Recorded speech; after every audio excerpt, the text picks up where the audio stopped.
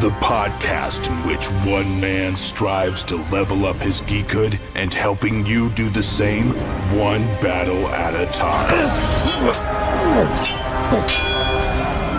Now, let's get geeky with Gamer Leaf.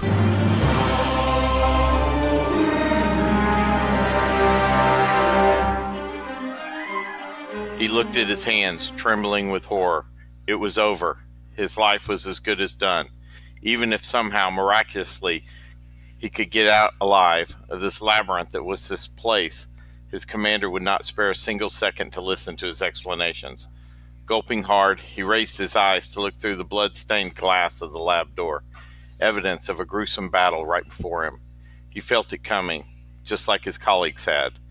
The world swam before his eyes, tremors taking over his body, and he desperately held the doorknob not to collapse. "Not yet," he whispered. With his last bit of strength, he reached for the logbook. They will come, and they will find it and know what has happened. He thought, clenching a pen in his hand so hard he could feel the plastic begin to crumble between his fingers. Scribbling the last words, he felt the sickness taking him. "I'm coming, Nunchaka, my love," he deliriously whispered before the night engulfed him like a huge tsunami wave. Did that sound familiar to you guys? It didn't to me neither, but this is a story of Operation Deep Freeze, a top secret NWO adventure that is currently on Kickstarter. And tonight we're lucky enough to have on Ben, who is the creator mastermind behind this great RPG game or whatnot. Is that correct? Is that how you fall in line, Ben? And is it an RPG? Yeah, it is an RPG, but it's not a game itself. It's the adventure for the new RPG, Top Secret New World Order, that's just been released by TSR. Oh, okay, awesome. And is that how you fit in line? You're the creator mastermind? Yes, myself and another author, Elena Landova. She's the one who actually did a lot of the writing and wrote that particular part of the story. So, okay. Awesome. Cool beans. So that's great. So let's rewind a little bit if we can beforehand. How did you get into role-playing games? We don't have to go back very far unless, of course, you were born into them. Well, I go all the way back to the 1980s. D&D was, of course, the first role-playing game I got into that, like most of us did. And then I have dabbled in a little different RPGs throughout the years. Top Secret was one of my favorites growing up, along with Call of Cthulhu, Paranoia, and, half a dozen others. So. Oh, okay, cool. So besides this one, do you currently have a favorite? They'd probably have me drug out in the street and hung if I let you pick your own. I also love Call of Cthulhu right now. That's probably my favorite, but yeah. Oh, cool. I've never played that. I've heard of people playing it or whatnot. Is that pretty much just based off of the books and whatnot? Yeah, it is. Very horror themed, but it's a lot more investigative than going in and just doing straight up combat. So. Okay, awesome. That's cool. Cool beans. So let's see here. So you got into role playing. I kind of wanted to go a little bit off kilter if we could. So you said you got into the role playing. You've been doing the different games and whatnot. But are you doing this full time, or what can you tell us about Ben Burns that maybe somebody else? A little bit of dirt on yourself, not necessarily dirt or whatnot, but what can you tell us about it that somebody might not know? They kind of like to get to know the person if they could. Makes us a little bit more personable, I guess. About myself, I've been playing games since I was probably 3 or 4 years old. From competitive chess to role-playing games, other board games, I've always loved them. I'm, of course, real life games don't pay so well. So I'm a software engineer by trade, and started a board game business, and then got into doing writing role-playing games, adventures as well, and also do a lot of novelty dice and things like that. So my company, New Comic Games, has really started to grow in the last 2 or 3 years, and we're really excited about things coming up. Yeah, it looks like you have 7 creative projects according to the Kickstarter page. Well, that's for New Comic Games, and before that I was dabbling with another name, Dark Cult Games, so I have another 6 there. And so I've run 13 Kickstarters now. Okay, so this isn't your first rodeo. That's awesome. Yeah, I've been around this block before. Well, there you go. There you go.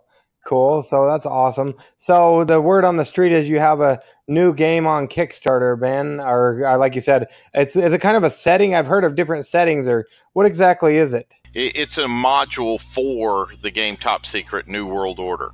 Okay, and is that anything like because I see them all the time come across the Kickstarter where they have different settings that come across for like either usually it's Savage Worlds or D&D. Is that kind of similar in a sense? Yeah, and they'll have a dungeon or an adventure or something, and that's what this is.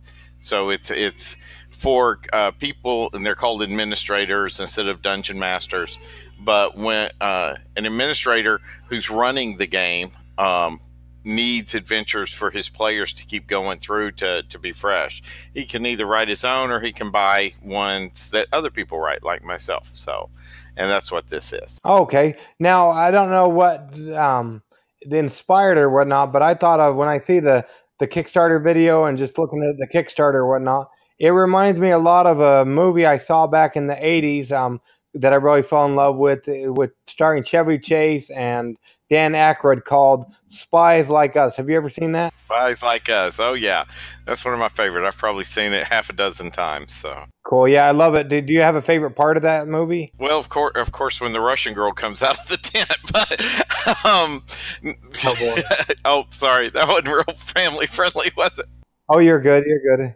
Yeah, the Dan Aykroyd's always been one of my favorites since I was a little kid. I actually like him a lot more than Chevy Chase. You know, the scene when they're taking the test and Chevy Chase is trying to cheat is just hilarious. And then, of course, the when they're overseas and they're doing the going through the training and the ninjas attacking them.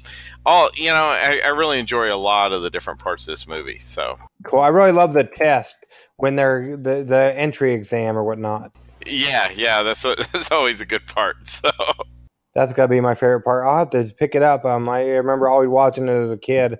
I'll have to get the digital version. So yeah, I don't know if it'd be old enough to watch it with my kids or whatnot, but I really got a hoot out of it. So that was awesome. Cool. So does that have any inspiration, or where did you get your inspiration behind Operation Deep Freeze, a top secret NWO adventure? Well, actually, the inspiration came from this. Is my co-writer Elena is my son's fiance, and she's a award science fiction writer from Latvia, which is where this module takes place. And so I thought it would be a great way to bring a lot of the culture of Latvia into the module, is having her help write it, and she can bring a lot of those elements into it and give it a more realistic feel. And so just the fact that she was from Latvia, I thought it would be great. I'm not sure if you're familiar with the history of Latvia, but they were occupied by the Soviet. They were part of the Soviet Union, and a lot of the Soviet troops, they had Soviet bases in Latvia. And so when Latvia separated from the Soviet Union, the Soviet troops just picked up and left all these bases behind. And if you watch the video, some of that video that you saw is the actual Soviet bases that are there in Latvia. And so I thought, what would they do if they had something they couldn't move when they had to leave, and they would just put it into a deep freeze, and eventually it would start to thaw out.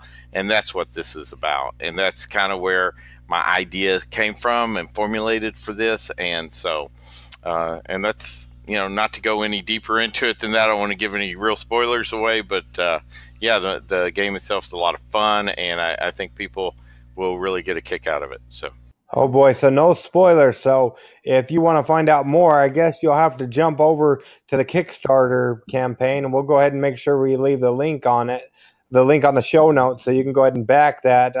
If somebody wants to get involved, and like you said, you won't give any spoilers, if they want to find out more and be able to play this in their own homes, what would that set them back, Ben? Well, you can get just the PDF cover. You can get it through Drive-Thru RPG. Will be available for $9, and or you can get the printed version for $18. That's not too bad. How does the whole PDF thing work? I would think it'd be better to have a book, but there's a lot of them with PDFs and whatnot. What's the I guess the paper and whatnot? Well, I like the books myself, but some people just prefer PDF. Some people don't get a chance to play and they just like to read them, and it's a more economical way to do that. A lot of times if you're overseas and you're worried about the extra shipping costs and things like that, then a PDF might work better. It's just kind of your preference and where your budget lies. Oh, okay, so maybe it's like in the tabletop, because mainly we do the tabletop board games, me and my family or whatnot, and a lot of them we like back on Kickstarter or whatnot, or see a game we want to get or whatnot, and then we get the box and it just sits on the shelf forever. But this way, it's probably like when we first got married, my wife had a lot of books. I never saw somebody who owned that many books, and then we collected them as the years went on or whatnot, and then they came out with the Kindle, and so that saved a lot from moving and stuff, having to save my back a lot. So I guess it's probably similar to that with the tabletop world, where they just have it there as opposed to having to have a bunch of books on the shelf that may not get picked up, unfortunately. Yeah, I know some people, they do everything via computer now. They just have their laptop right in front of them and run it off of that. But to me personally, I like the book still. But yeah, I would think so. But how does that go down? Like, how does somebody go ahead and do that? I guess they just have the PDF on it right there. Is it searchable, or how does the PDF look? Yeah, it'll be searchable. Oh, okay. So if they're looking for a certain rule or need to find something out, they can just click somewhere? Yeah, if they, were looking for something like a character who was going to be an NPC that they needed to fight and they were having a hard time finding it, you could just search for his name and, or something like that, and it'd pop it right up. So that, or specific room or something like that. So yeah, you could do that and it'd be helpful. Okay, and what about, do they need to get started, will they need the NWO books or anything on top of that? Yeah, you would actually have to actually run the game. You would need the Top Secret New World Order role-playing game. I'm not sure if you're familiar with that at all. No, what can you tell us about it, Ben? All right, well, the same people who produced D&D, TSR, way back in the 1970s, Gary Gygax and them, they released a game called Top Secret, and Merle Rasmussen had written the game and sent it in to them, and they liked it, and they published it. And it's all about being a spy and espionage. Instead of being like a dungeon adventurer like in D&D, you're a spy, and you work for an organization. In this case, the organization is called ICON, stands for International Covert Operation Network. And they send, in its modern day, so it's not a fantasy game or anything, even though sometimes you can have some, little futuristic equipment and stuff like James Bond would. And then you go on these missions to do whatever the mission is. And in this case, they found out about this lab that's been abandoned, and teams are going there to retrieve whatever. So their job as players would be go there, get in there first, and get whatever is in there and retrieve it, to secure it, to keep it from falling into the wrong hands. So that's kind of the basis for it. And so since TSR got bought out by Wizards of the Coast, they released the rights to the name TSR, and a new group picked that up, and then they contacted Merle Rasmussen to write a newer version of it, and that's what this is, Top Secret New World Order. And so it was on Kickstarter last fall and was very successful, and they just released the game. They shipped out just yesterday. So I should be getting mine, and that's why I launched when I did, to coincide with them releasing their game. Okay, cool. So yeah, so awesome. So it just barely relaunched, and so is this one of the first adventures for it? It's actually, besides the one that comes with the game, this is the first one that's hit Kickstarter. Well, there you go. There you go. How? I know they have a few more lined up. Well, there you go. Do you know how well they funded, or like how many backers they had approximately? They had about 2,000 backers. They made about, was it 250, something like that, about $250,000. Oh, wow. So you said 200,000, or what did you say? 2,000? Yeah, about 250, I think. So if anyone's listening to the podcast right now, you can go ahead and jump on there if you got that coming in the mail or whatnot, and you want to get a new adventure, you can do that, because it looks like only about a little bit over 10% the backers that had gotten that, if they were even backer, maybe they're new to the game or whatnot, they're getting this project or whatnot. Are you on any other podcast talking about this, Ben? Not right now. Right now, you're the first. Okay, so if we hurry and get this up as planned on Monday, we can technically go ahead and say, you heard it here first on Getting Geeky with Game Relief. Am I right, Ben? Absolutely. There you go. So either a podcast exclusive or just the first to be on the podcast. So that's exciting. I always like to say that for some reason. Don't ask me why, but it just excites me, I guess. Yeah. And if, being James Bond or, I guess that was Atomic Blonde was the big female spy one, interests you, look up the TSR Top Secret. And I think it's a great, fun RPG if you like RPGs. There you go. So if we were to sit down and play this game, Ben, I know RPGs, they're all different. Well, they're somewhat similar and somewhat different. How would it look? Wait, I mean, how would it sound? This is a podcast after all. How would it sound? Normally a typical game will start off with a briefing that's given to the players, as investigators, and they get their equipment and their assignment.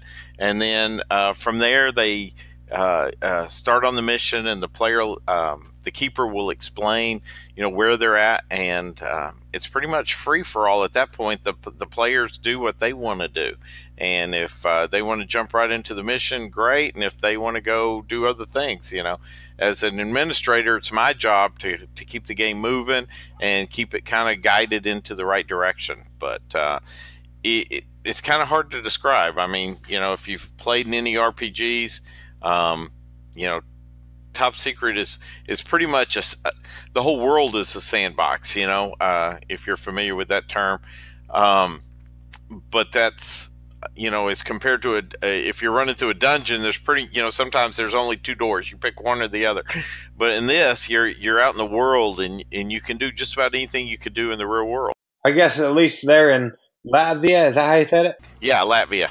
Cool. That's awesome. Yeah, so, and a while back ago, I used to listen to a podcast called, let me see if I can get this right, the Glass Cannon podcast, where they play like a Pathfinder. It's like a actual play of Pathfinder Adventure, which is kind of a spinoff from D&D, from what I understand. Yep, very familiar with Pathfinder. So on that, they were always rolling, and they have all these modifiers and stuff, so they might roll a number, but then they end up having a completely different number. Is that similar with NWO Adventure? There's not a lot of modifiers. The modifiers tend to be more dice.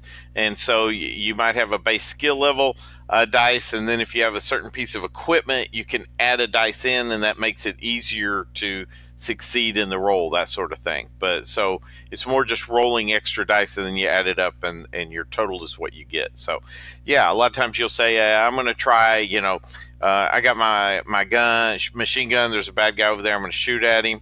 And you roll a certain number of dice. If you roll high enough, you're successful. If you don't roll high enough, then you're not successful. And that can be from hacking a computer to bypassing security systems to being sneaky and or interrogating somebody. So you have all these different things you can do, and then the dice tell you whether you're successful or not. I like that idea. That's kind of cool because I always got, well, at least I wasn't watching, so I didn't know what's going on. But everybody's got their own. I would think it would just be difficult for everybody, especially like you said you weren't the dungeon master, but more the moderator, or what did you call yourself again? The administrator for Top Secret, yeah. The administrator. I would think that this way would be easier, at least in my opinion, as you don't have to worry about everybody has a modifier, and what if they're saying their modifier wrong. This way, the dice say the story. Is that right? Yeah, that's correct. But I find with role-playing games, if people want to cheat, they'll cheat, but you're kind of cheating yourself, really. With RPGs, it's about enjoyment and immersion into the game, and if you can't just live with what the story, you're telling a story, and you're letting dice help guide some of those interactive parts of it. And if somebody really wants to cheat that badly, okay, if that's what gets the enjoyment up for them. But to me, usually it's pretty rare that somebody does that, even though mistakes can be made, obviously. But, it just depends. A lot of times with D&D, they're just worried about their one character, and so they tend to get their modifiers correct. So anyway, but I've never had that big a problem with it, but if that's what really floated their boat and made them happy, then okay, go with it. 'Cause, There you go. There you go. So, are we rolling a bunch of dice and then we pick the highest number, or you just add them up, or how's that go? yeah, you just roll 2 or 3 dice and then add it up, and that's the totals. Okay, awesome. I really like that. That's kind of a cool mechanic. So let's see here. So I imagine you had to do a lot of play testing and whatnot, or I don't know how that works. I know in board game world they do a lot of play testing and whatnot. How does that work in an RPG? Well, you didn't say setting, an adventure, I guess. How does that work? The play testing. Okay, so yeah, I always play test all my modules before they've released. This isn't the first one I've done. It's my first top secret one, but I've done some D&D and some Call of Cthulhu and a Paranoia one. But I also make board games, and so the board gaming can take 2 to 3 years worth of play testing and tweaking and modifying and all that. Whereas RPG, when you write it, usually you can just play test it 2 or 3 times, and you pretty much have it down. It's because there's somebody there to moderate it, and it doesn't really have to be that balanced. Does that make sense?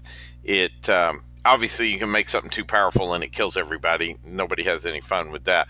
But because there's going to be a moderator who's there to help run the game, he can make changes on the fly as he needs if he feels it's too strong or too weak or whatever. But so that's there to kind of help moderate some of that. But after 2 or 3 plays, you pretty much have a good idea if you feel like it's things need to be tweaked or changed. So my general goal is try to play everything at least 3 times before it hits the market. So its spin up time and release time is much shorter than a regular board game is. And it probably makes it a little bit easier already having a rule set. Like with this, you have the top secret NWO or whatnot. Yeah. And then I write nearly everything I write. I try to write as generic as possible and then apply in the specified rules for that rule set. And that just helps write things a little easier and smoother. Well, that's pretty good. So could somebody, if they were big into like Call of Cthulhu or D&D and whatnot, and they didn't have the top secret adventure or whatnot, could they go ahead and use this for their game? I suppose they would, but the setting is all wrong, right? Because it's modern day here in the world. Oh yeah, that makes sense. Yeah, because they're more fantasy and stuff, huh? Yeah. Even though Call of Cthulhu can also be run in modern day, Call of Cthulhu can be run in almost any time setting, which is one of the reasons I like it. I've run in games that were back in the Roman times as well as 1920s is where I write a lot of my stuff. But they also have modern day Call of Cthulhu adventures, and this would actually probably run pretty good as a Call of Cthulhu adventure. Well, I guess I would say Savage Worlds. I think they do a lot of different things as well. I haven't played Savage World before, so to be honest, I'm not sure. Okay, no problem. So I know you said there's less playtesting and whatnot, but during playtesting, was there ever anything you had to scrap because it just wouldn't work then? Not in this particular module, but yeah, obviously in different things, playtesting a lot of times brings something out. Well, that's pretty cool. That's awesome. So you talk a little bit about board games. I know this wasn't on your question, so I feel a little bit bad asking you, but what if somebody wants to know other games you've created and whatnot? What games are there? Are they still on market? Is that something people can buy and whatnot? Yeah, actually, my board games are on sale on Amazon, but you can also go to my website, newcomicgames.com, and I have my 2 big board games that I have right now is Ultimate Dinosaur Fighting, which is a dinosaur pit fighting game set in the future, and then also Monster Trap, which is a family co-op game, and it's designed to bring kids more into real board gaming and away from some of the garbage that you can find at Target and Walmart and stuff. So. Oh, cool. So you said Ultimate Dinosaur Fighting and Monster Trap board game? Yep, and then I also have a card game out called Kung Fu Combo. And it's a 2-player kung fu battle game where you're trying to build up combos of moves, combinations, and then the opponent's trying to block you to reduce how much those combinations do, how much damage. Where's that one at? Because I'm not seeing that one on your product page. Should be there. If you go to New Comic Games, let's see here. Let me run over there real fast. I see some dice, and then I see the Ultimate Dinosaur Fighting Monster Trap board game, and then the Star on the Shore, and maybe clones aren't such a good thing. Yeah, the Star on the Shore is a Cthulhu module, and then the clones is a Paranoia module that I wrote. And while the artwork there, that's not professional artwork, it was just thrown together, but it's a great adventure. It really is. Let's see here. If I go to the shop, are you looking at the shop page? Yeah, well, I clicked products, so maybe I clicked the wrong thing. So click on shop. Yeah, I'd go to shop, has everything in it. And yeah, and there's Kung Fu Combo down about the third row. So okay, Kung Fu Combo. Yeah, there we go. I see it. It's cool. So is that the best place to go, or will that redirect them to Amazon? Or no, you can buy them directly off of my website here, and then on Amazon I also have them, and some of the stuff I have listed on Etsy.com as well. Well, that's pretty cool. Cool, man. So let's see. Yeah, that's awesome. So what can you tell us about, let's see, is there a board game that we can talk about for a moment? Because I know a lot of people on the podcast like board games. One of your board games that you can maybe tell us a little bit about it? Okay. Well, my biggest one's Ultimate Dinosaur Fighting. It's 2 to 6 players. It comes with metal dinosaur miniatures in it. And it takes about 45 minutes to play a game. It plays faster with more players than fewer players. And let's see here, it's set in the future, so you get mad scientists adding mutations and tech upgrades and things like that. There's 8 different dinosaurs you can fight, from the T-Rex and Triceratops to Spinosaurus, Velociraptors, just about everything. And then it's a victory point based system. So if you're not in there doing damage to other dinosaurs, you're not getting victory points. So if you're trying to hide at the out on the outskirts and come in for the final victory, you're going to end up losing. When the first dinosaur dies, it kicks off the end game, so there's no player elimination. It's a great fun game. I've had it out for about 2 years now, and I still love to play the game. I've probably played a couple hundred times. I don't think there's ever been 2 games that were the same. Has 6 different types of terrain, and every board you set up is different. It's a really cool tactical battle game. That sounds pretty cool. And you said there's actual miniatures as well? Yeah, it comes with the metal miniatures in the game. Oh, that's pretty cool. So was that on Kickstarter as well? It ran on Kickstarter a couple of years ago. Okay, cool. That's awesome. So during that one, was there ever anything what did you have to scrap when you did playtesting for that? Do you remember? Oh my gosh. Well, I'm part of a group called Dallas Dallas Game Designers, and I took it up there, and it was a big hit, and they said, okay, now here's everything that's wrong with the game, and it was a laundry list. But the biggest thing was how combat worked in it, and then just kind of simplifying the game down to make it easier, a little less random. And before, I had you rolling to hit and then rolling damage, kind of old D&D style, old 70s, 80s school type board games. And so we just modernized it and brought it more in line with modern day gaming. Okay, cool. So speaking of what did you call it? Dallas Design Group or something? Yeah, Dallas Game Designers. Dallas Game Designers. Do you know a Marco Cervone? He does TLDR game series.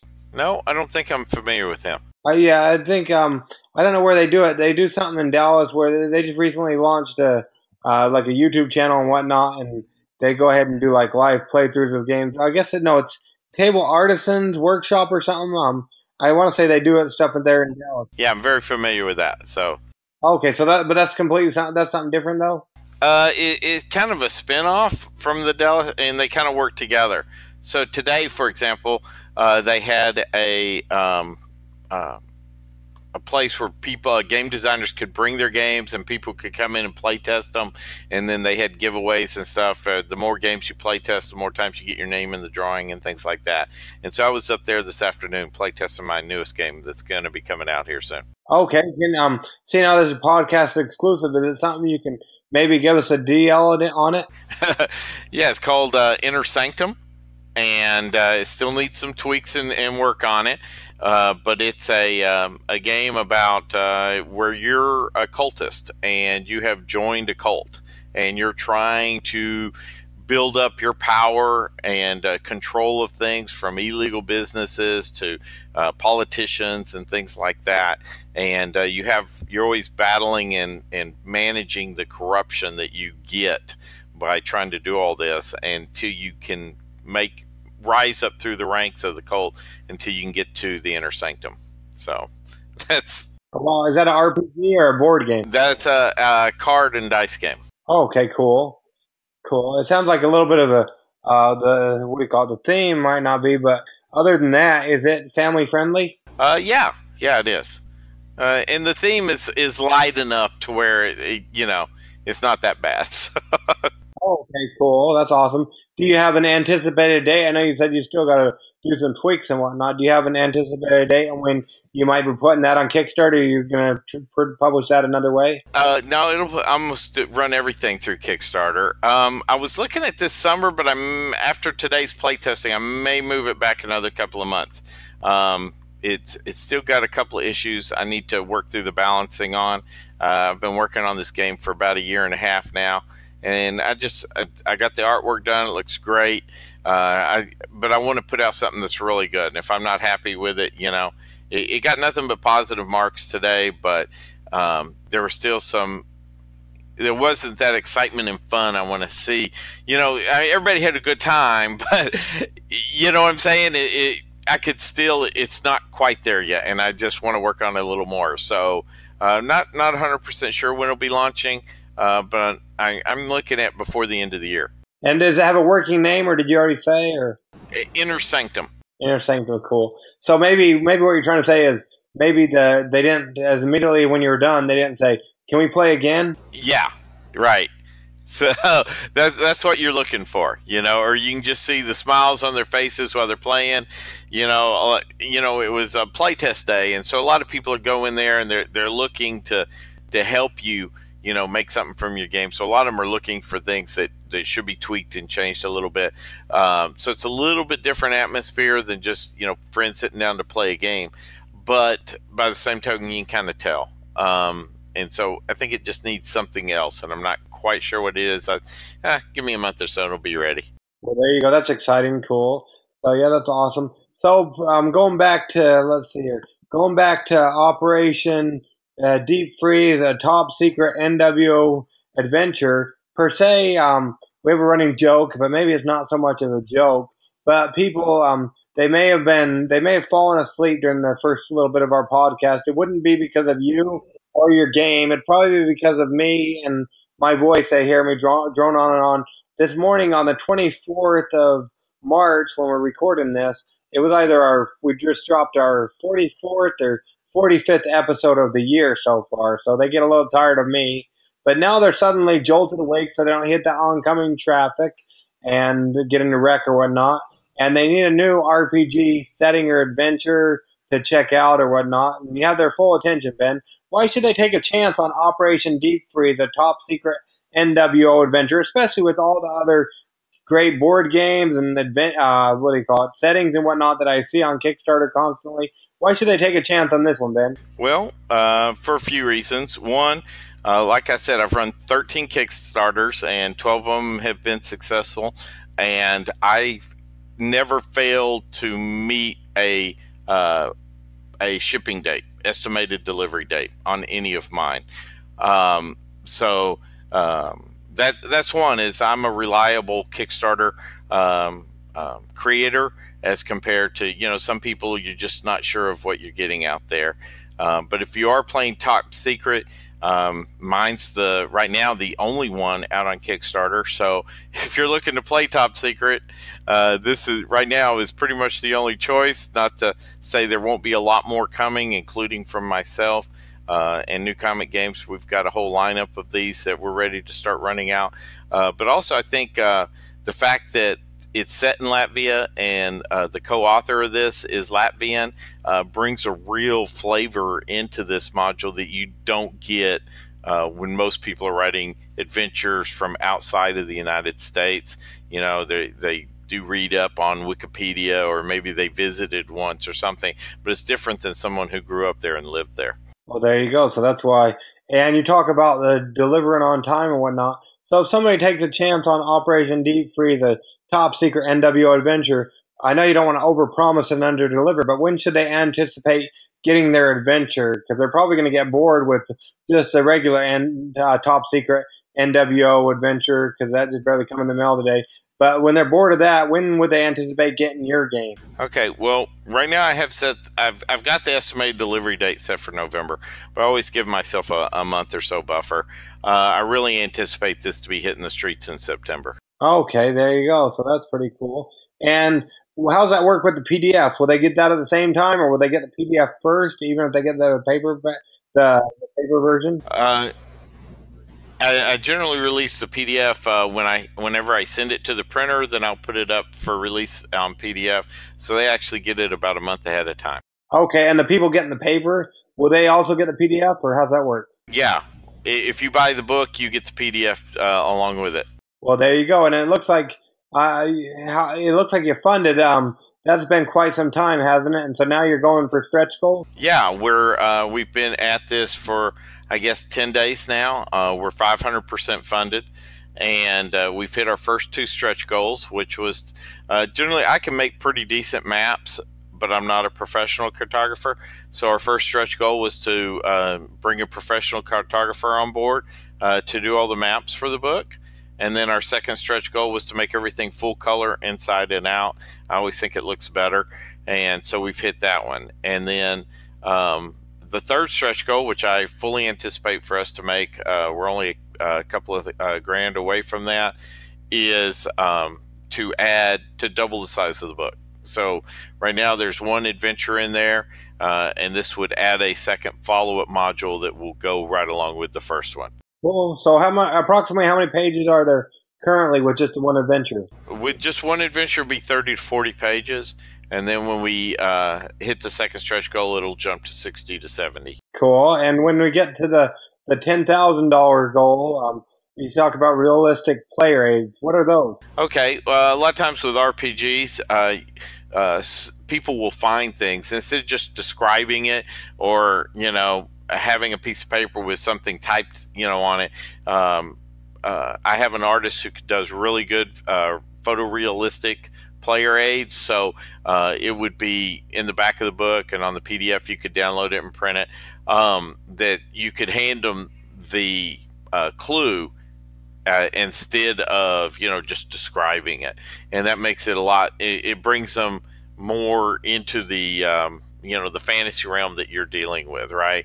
Because it's kind of RPGs are an escape, and of course all board games are, and you want to get as realistic as you can with things. So that's what that is. So okay, so kind of like on the board games, kind of like I don't know if they're called cheat sheets or whatnot, but like it's just like it's a reference guide or whatnot, so they don't have to keep returning to the rule book. Is that kind of what it is, maybe? No, it'd be more like for example, on the in my Call of Cthulhu one, it's a good example, is they found a bronze plate with an engraving on it, right? I could sit there and describe it and say, oh, you found a bronze plate, it has this written on it. Instead, I can say, you found this, and I give them a picture, and it's got the bronze plate, and it's got the engraving on it, right?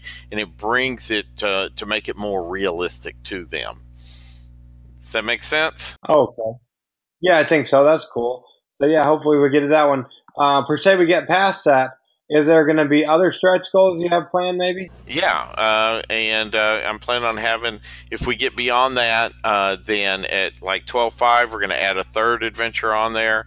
And at 15,000, we're looking at some different options that we have. But I'm not sure we can make it to 15. That's kind of a big stretch. But you never know. Maybe your podcast will really push us up there. That'd be great. There you go. That'd be great. So if you're listening, let's show Ben what the people listening, what the fans can do, and let's go ahead and back the project. That'd be awesome. So, and I want to say, I'm just trying to understand a little bit more better. I see constantly on Facebook there's all this marketing for board games and whatnot, but I don't necessarily see it with the in the RPG world. But then I turn around and I see these RPG games that are like funding like really quicker than the board games or whatnot. I know sometimes they have lower pledge levels or whatnot, or the levels they need to get funded or whatnot. But how does that go down? Do you know? Because I know you're in both worlds. That's why I asked. Well, if you're talking about Facebook ads, I don't know if you've ever run any Facebook ads, but you can target exactly the audience that would be interested in that.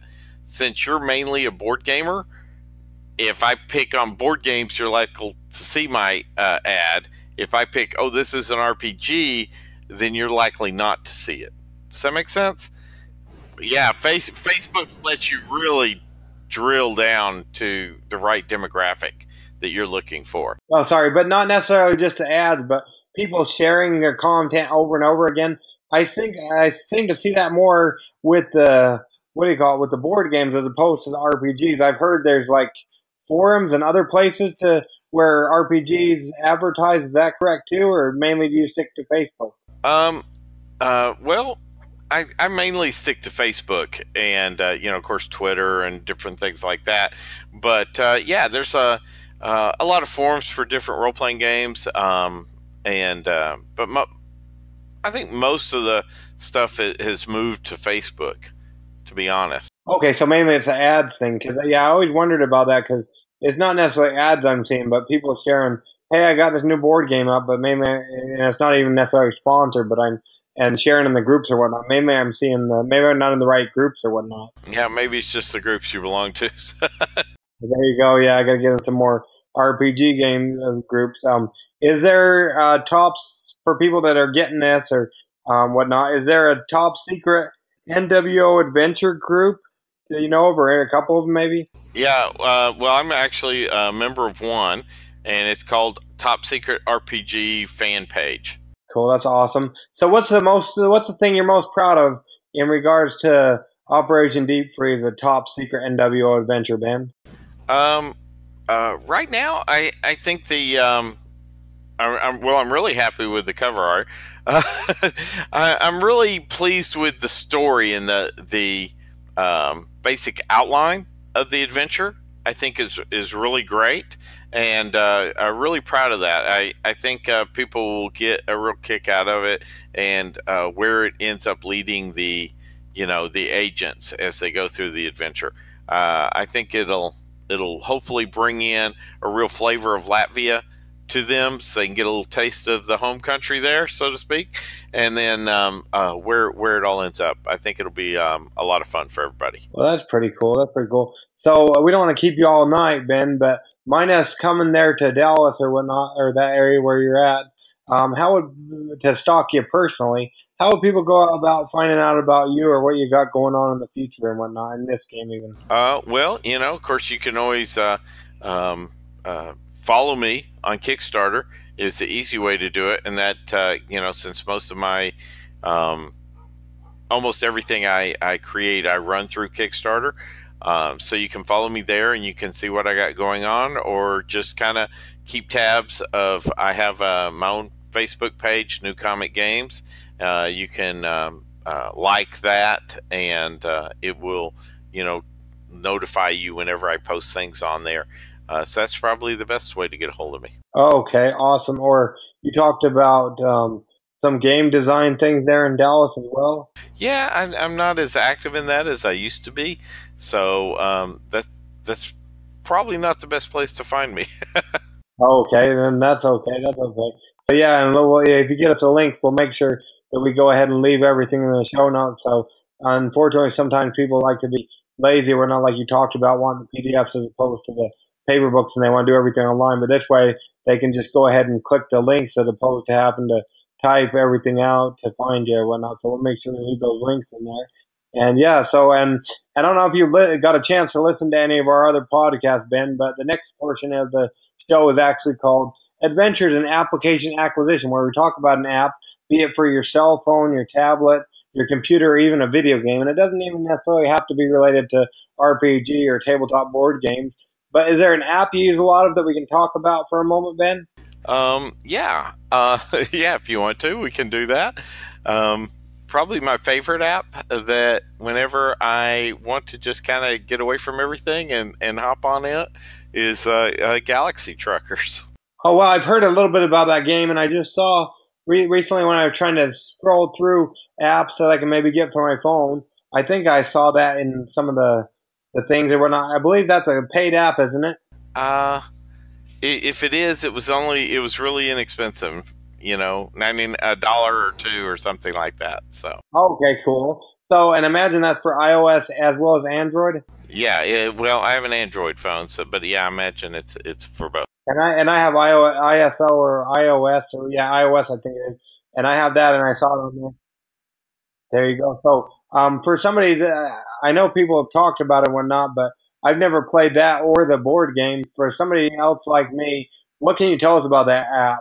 Well, it replicates the board game almost exactly, and what I like about it is it has some decent little AIs that you can play, so you can play against those if you want to just play by yourself, and but yeah, you're a galaxy trucker, and so you just throw these spaceships together and run across space, running into asteroids and pirates and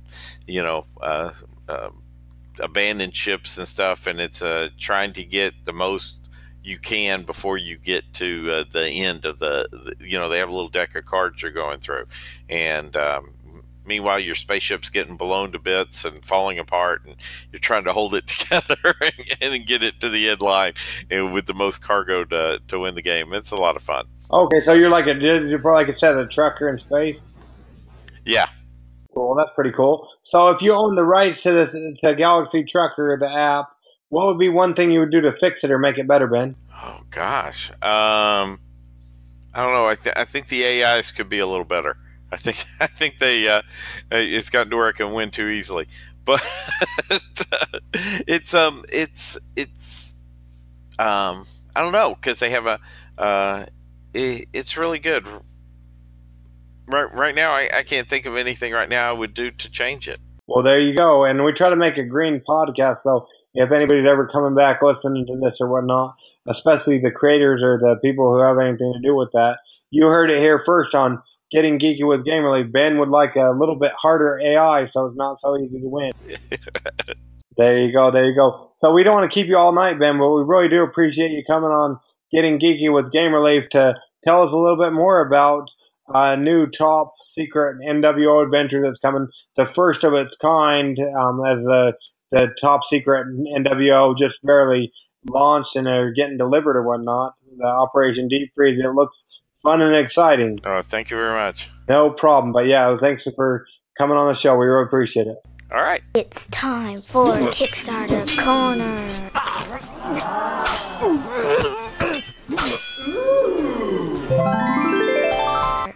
To begin now. Coming at you really quick with a quick Kickstarter Corner so we can get the little Leafs or littler Leafs to bed. But I hope you enjoyed that interview. So we got a couple great games out there on the Kickstarter Corner tonight. We've got Flippin' Fine's Diner. Flippin' Fine, run a diner that is complete chaos. In the set collection memory game, find the ingredients to fill the orders and make the tips. So this game, they go through the 10th of April. Definitely check that one out. It's a short memory game, and it looks really fun. And then we've also got Fractured Zombies. Fractured Zombies is a card game involving letter cards designed by a dyslexic, also involving chainsaws, guts, brains, and severed hands. you want to probably steer clear of this for your youngins. But anyways, go ahead and check this one out. They got a little bit more to go to their goal, about $800 or so, a little bit less. So definitely check that out. Okay, so that's good. And then, yeah, check that one out. Don't give it to your friends or your little kids, I mean. You can give it to your friends, just not your little kids. And then we got True Messiah, a game of Cold Warfare. Ally meets Dune. Recruit zealous followers, compete with surreal powers. Control the Wasteland, 2 to 4 players, 60 to 120 minutes. And we'll have Craig on the show, a couple episodes, in fact. And they go through the 11th of April. Same thing, 13 or 14 plus. And then, if you like art and you love cool art on different games, check out Dragon Keeper by Vital Lasarda and his daughter, Katerina. It's a thematic game with strategic decision-making and gameplay modes for both children and adults. Fun for casual and experienced gamers. So yeah, definitely check that one out. They're getting close to their goal, and they're going through the 9th of April. And if you like role-playing games, just like the adventure we talked about, but for D&D, 5th edition, if you want to get into that or you're kind of intimidated, check out the 5th edition Player Starter Kit. It's a Dungeons & Dragons starter kit to help brand new players get a taste of what it's like playing Dungeons & Dragons. Check that out. It's a really low cost of entry, $20, and you can be able to be less intimidated. And then don't forget about Cat Rescue, the game of saving cats. It's a 1 to 4 player co-op game. Players work together to save cats and adopt them, just like in real life. This is by Secret-NWO, and as soon as I can go ahead and get my game found, we'll go ahead and get that preview of that up for you guys. But we really enjoyed his Kung Pao chicken game he made a while back ago. And then, if you got a chance to listen to our Saturday interview, you will know all about this one, about Terminus Breach TD, a tower defense board game. Definitely check this one out. It's a semi-co-op tower defensive game for 1 to 3 players with customizable maps, upgradable towers, 9 characters, and 15 waves to survive. This one looks awesome, awesome, awesome. I love the artwork. And then, don't forget about the one, let's see here, we just talked about that one, so you don't need to know about that unless you want to go back and listen to the interview, and then you'll know all about it again. Then don't forget Wasteland, the rise of Alt Felter. Wasteland ROA is based in the Wasteland universe and is the flagship title for a series of upcoming projects and designs by Team Siren. Definitely check this one out. I love the artwork. It's a really cool game, and definitely check it out. It's going through the 14th of April. Did I tell you that Secret-NWO's Cat Rescue has been funded? So definitely jump on the bandwagon with that so you can get that game as well. And then we've got Railroad Rivals. Railroad Rivals is a fast-played tile drafting game where you build a railroad empire that stretches across America and across your table. This one looks so exciting, and it is getting a lot closer to funding, so definitely get on the bandwagon and get that one before the 10th of April so you can bring that game to your local or even home gaming table. Anyways, it's that least favorite time of the day where you got to get on with your lives. We got to get on with ours. But remember, we have a bunch of other episodes, and soon enough, you'll be able to hear us on Alan Girding's, that's G-E-R-Ding, podcast called Tuesday Night Gaming Podcast, or just look up Tuesday Nights with a K, not spelled the regular traditional way, but knights, like if you're a knight in shining armor. Definitely check us out. Listen for a segment there coming up in the very near future, I hope. But anyways, go ahead and get geeky, stay geeky, and bring others into Geekfold, and we will catch y'all on the, you guessed it, flip side. Gamer Leaf out.